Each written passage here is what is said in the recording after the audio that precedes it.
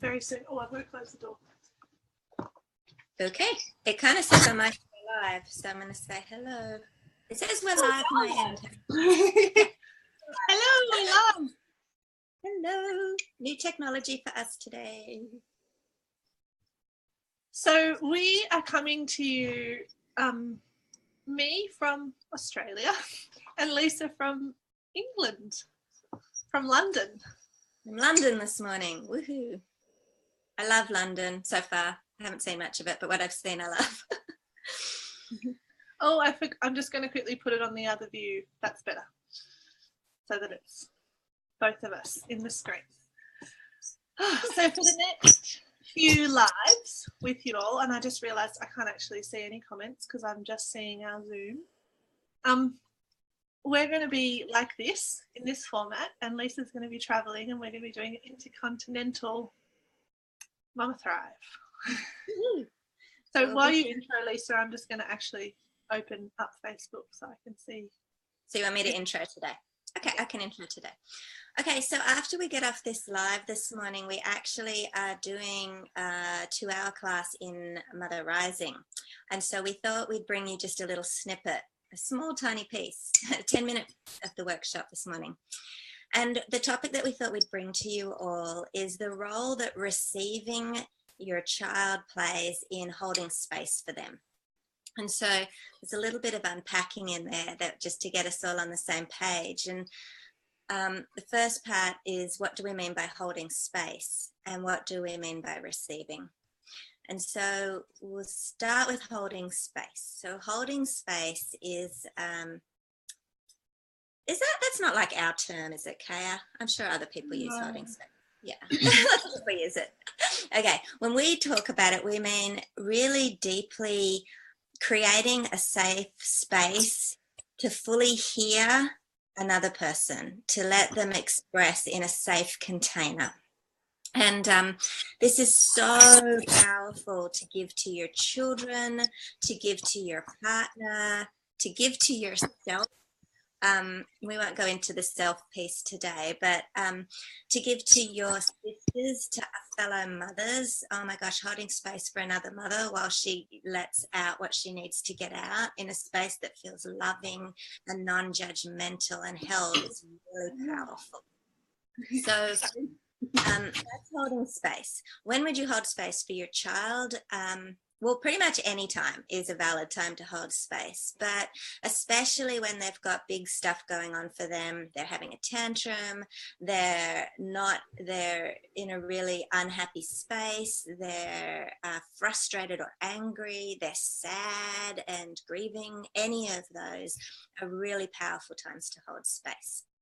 Do you want to add anything to holding space, Kaya?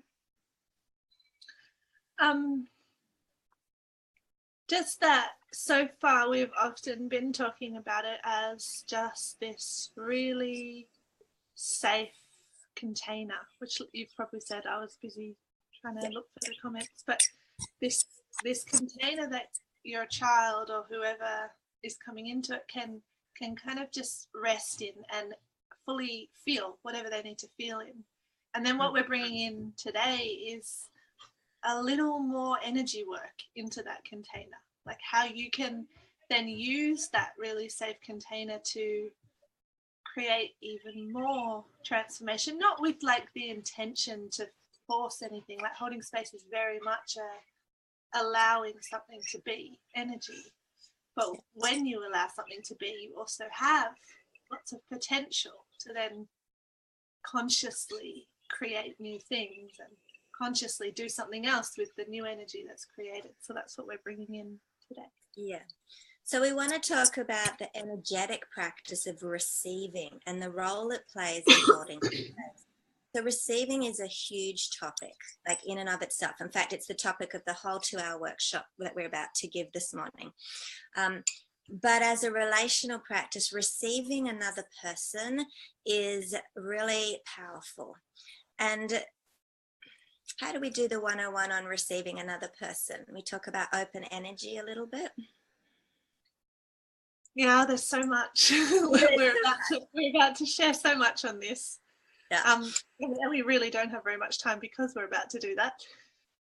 But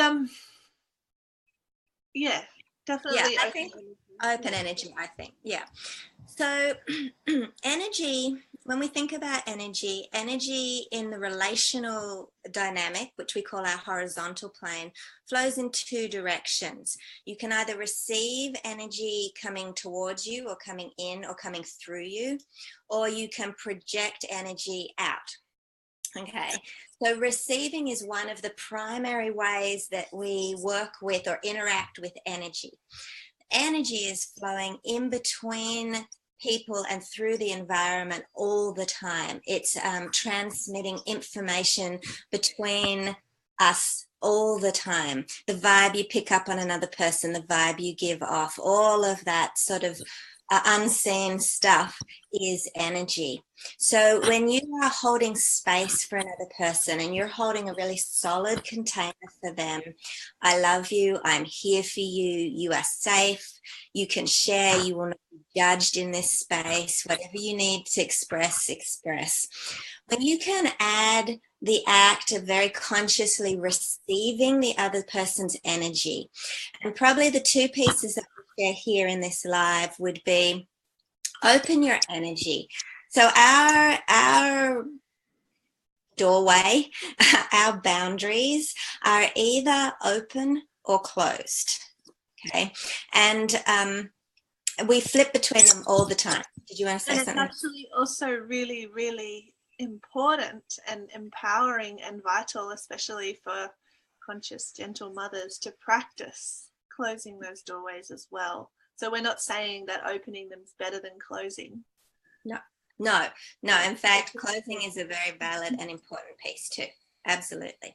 But when you want to receive another person, when you're holding space for them, if it feels that this is the right time for you and you can do it, you can hold it. Just imagine opening yourself up to fully receiving them. Because sometimes if we're in a very closed space, then that can kind of just bounce off us. And we do close our energy all the time. We're distracted, we're not really present to another person. We're thinking about other things. We're irritated and angry or whatever it is, and we do shut down. So by opening your energy, imagine that you're opening yourself up, that you're embracing this little person in front of you, and you're sending the message that I am here, I'm fully present, you matter to me, I value you, and I am here.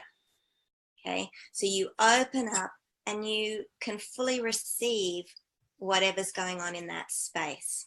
The second piece that's super important about receiving when you're holding space is the idea of through me, not into me.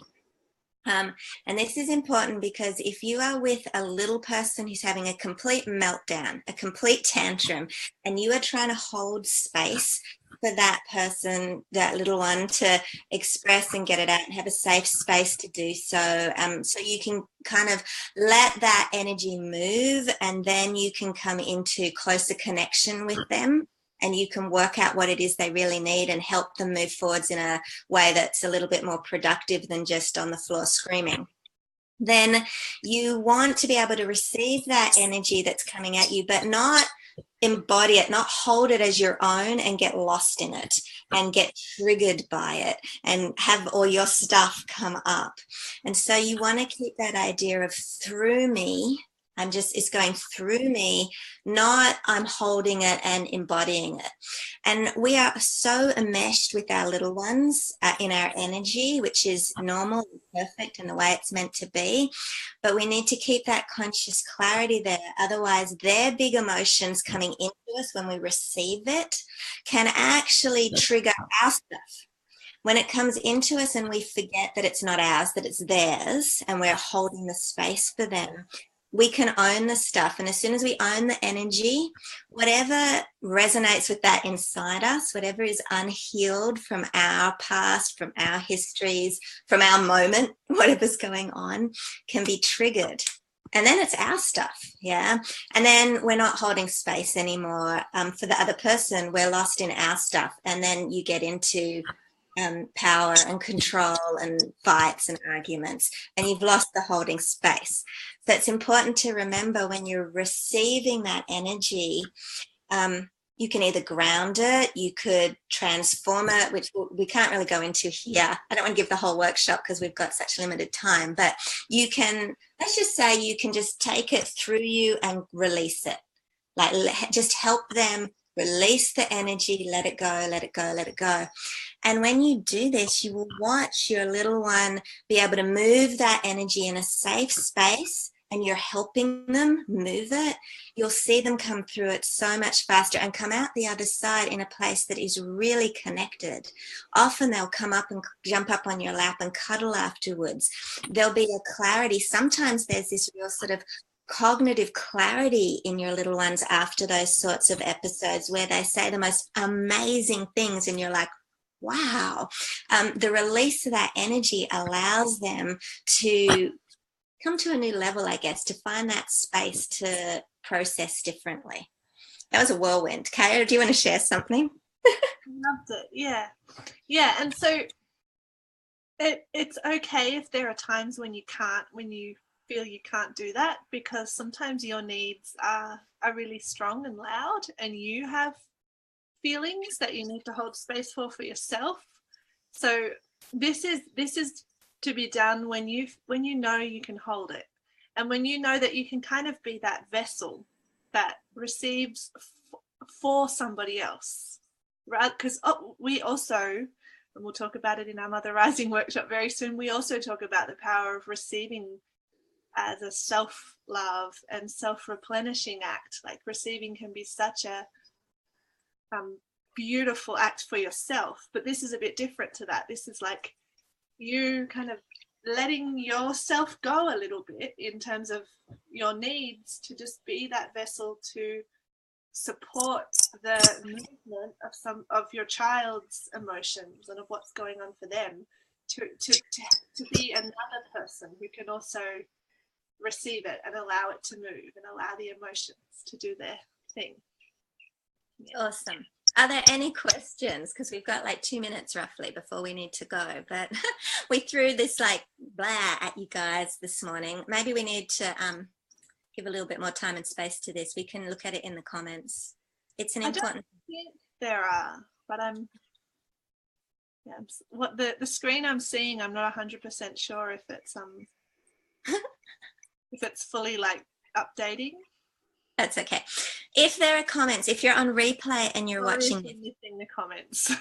Yeah, we will come back and we will check them and we will go into more detail with it if you have questions, because it's a big topic. We're always, there's not going to be a time when we're not helping our little ones process stuff. And to be able to receive and hold space in a powerful way is an important skill to have as a mother. But it's also super important to understand when you can do that, when you can actually within yourself do that, because it's not always 100. You're not 100% always, oh, I'm all topped up and I can totally hold this for you. And so that's a really important distinction to make, to understand the differences and to be able to navigate both paths. Okay, well, if there's no questions, it was a whirlwind live this morning. We should probably do some lives right before workshops often when we want to do short ones. Quick. We have to make them short. Okay. Okay, so much love to you from London this morning. From the Blue Mountains, Australia. And how do I end this? I don't know. I'm just going to sit here and smile.